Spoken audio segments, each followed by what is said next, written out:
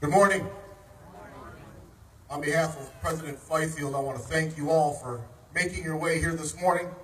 I know he would love to be here, but like too many firefighters, he is dealing with a struggle that's very, very real. So we ask that you would keep him and his family in your prayers. I want to thank you for taking some time out of your weekend to come here and to join us in saying thank you to those brothers and sisters of ours who have given their lives in service to their communities.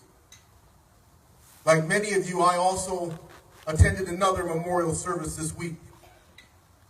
And it's hard to believe that it's been 16 years since those attacks in 2001. We're in a time where one day firefighters everywhere came together, understanding that our political differences and our individual backgrounds and our thoughts on many other things simply did not matter. Because on that day, we came together to deal with the situation that's at hand. Unfortunately, we know those attacks are still killing firefighters today. There were over 9,000 firefighters that responded to that event. Besides the 343 that died heroically that day, 5,000 of those firefighters had been diagnosed with a serious illness. 2,000 of them went off on disability. Thousands are struggling with PTSD and other types of illnesses. Over 120 have died from the toxic dust from working on the piles. This year, a group of us stopped by Shanksville, Pennsylvania at the Flight 93 Memorial on our way to the National Fire Academy. And it was a very sobering experience to stand there and to see what people did in their moment of tragedy.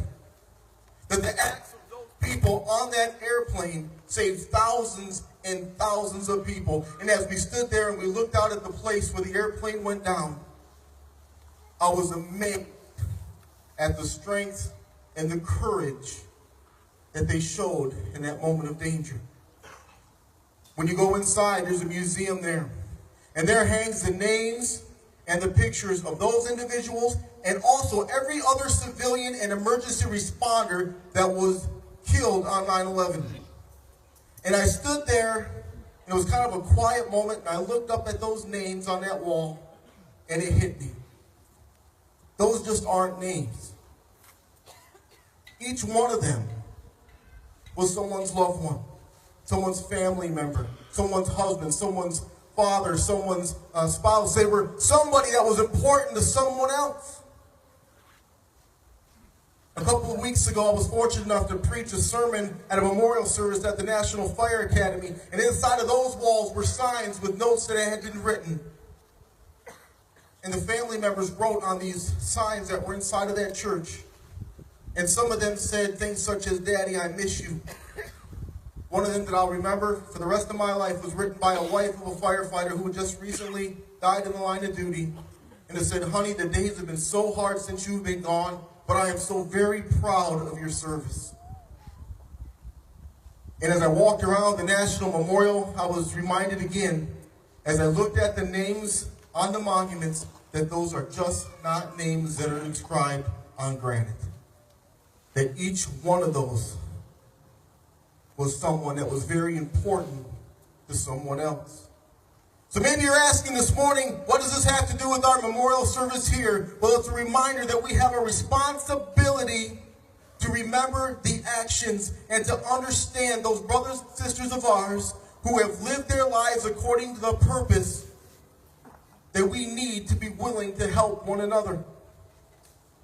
It's a reminder that we need to remember those brothers and sisters of ours here in the state of Michigan who have also sacrificed their lives in service to others. The point is this: as you look behind at the names on our memorial wall and at the names on our statue, I want you to realize the same thing I did a couple weeks ago. Those names behind us are not just words written in granite. Some we have lost in the line of duty, others from the other things that happen in life, but each one of those, each name that is behind me this morning had a family member and someone that loved them, someone who was proud of their service this morning.